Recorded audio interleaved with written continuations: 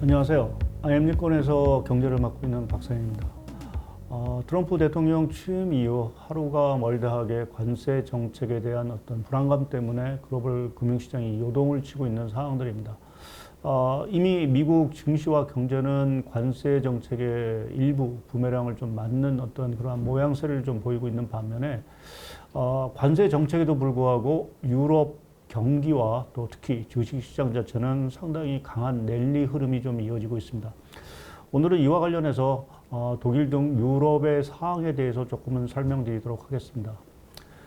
트럼프 대통령의 중요한 정치 슬로건 중에 하나가 소위 마가, Make America Great Again, 미국을 다시 위대하게라는 어떤 슬로건을 내걸고 있는 상황들이지만 최근에 들어와서 이러한 트럼프 대통령의 슬로건에 빗대어서 메가, Make Europe Great Again, 그러니까 유럽을 다시 위대하게라는 어떤 이러한 분위기가 조장되고 있다라는 좀 뭐 약간의 빗댄 어떠한 용어들이 좀 나돌고 있는 상황들입니다. 그만큼 지금 미국의 트럼프 정책에 어떻게 보면은 대응하기 위해서 독일 등 유럽 국가들 자체가 소위 말하는 부국 강병론을 사실은 좀 내놓고 있는 상황들입니다. 대표적인 국가가 독일로 봐야 될 것 같습니다. 독일은 뭐 저희가 잘 알고 있듯이 재정 지출에 대해서 상당히 엄격한 규칙을 갖고 있는 나라입니다.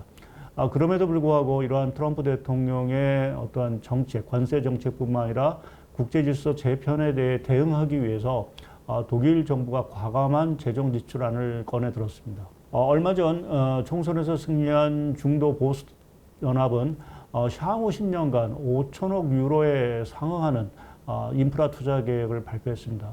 5천억 유로는 독일 GDP 규모가 4.3조 유로라는 부분을 감안한다라고 하면은 GDP 대비 11%에 해당하는 막대한 규모입니다.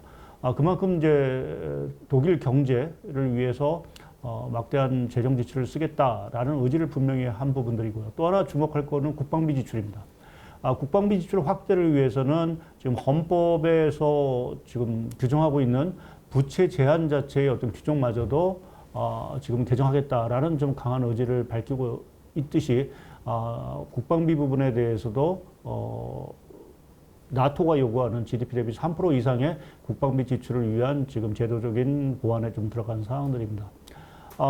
독일뿐만 아닙니다. EU 집행위 역시 약 8천억 유로에 상응하는 국방비 확대안을 지금 EU 회원국에 제안을 한 상황들이고요. 뭐 이러한 측면에서 보게 되면 유럽이 더 이상 미국의 안보 우산에 기대기보다는 스스로 자강, 스스로 또는 군사력 자체를 키우겠다라는 의미로 저희가 좀 해석할 수 있는 부분들인 것 같습니다. 이처럼 독일뿐만 아니라 유럽이 이제 막대한 재정 정책 지출을 공약하고 나선 부분에 있어서는 아무래도 이제 경기 자체가 부진하다는 부분이 이제 가장 큰 원인일 것 같습니다. 대표적으로 독일 같은 경우 2년 연속 지금 침체를 겪으면서 독일 경제가 유럽의 병자라는 어떤 용어까지도 좀 나돌고 있는 상황들입니다. 그만큼 독일 경제가 구조적으로 상당히 힘든 시기를 보내고 있기 때문에 이것을 타개하기 위해서 새로 집권한 중도 보수당 자체가 재정 지출을 늘리면서 구조적인 어떤 경기 침체에서 좀 벗어나고자 하는 의욕을 사실은 내보이고 있는 상황들인 것 같고요. 또 하나 중요한 거는 앞서도 말씀드렸듯이 국제 질서의 재편입니다. 러시아, 우크라이나 젤렌스키 대통령 간의 정상회담 파행에서 보듯이 더 이상 미국을 신뢰할 수 없다라는 어떤 유럽 국가들의 생각들 자체가 국방비 지출로 사실은 나타나고 있다라고 좀 봐야 될 것 같고요. 이러한 분위기 자체는 트럼프 집권 기간 동안은 상당 부분 유지될 수 있을 밖에 없기 때문에 유럽의 부국 강변 정책 자체는 상당 부분 지속이 되지 않을까 좀 생각을 하고 있습니다.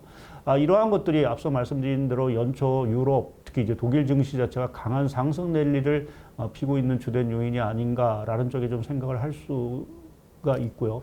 또한 그 유럽뿐만 아니라 중국 역시 지금 트럼프 대통령의 관세 정책에 맞대응하기 위해서 재정 지출 확대를 사실은 또 선보였습니다. 전인대회를 통해서 올해 성장률 목표를 5%로 제시했습니다. 관세 충격을 저희가 감안한다라고 하면 5%의 어떤 성장률 목표는 상당히 야심찬 계획이라고 봐야 될 것 같습니다.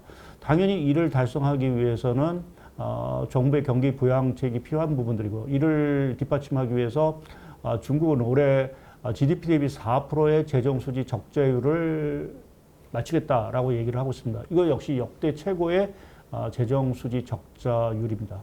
그만큼 중국 정부가 미국의 또 트럼프 대통령의 관세 정책에 맞대서 내수 부분을 상당히 강화시키겠다라는 의지를 분명히 한 부분으로 저희가 해석할 수 있고요.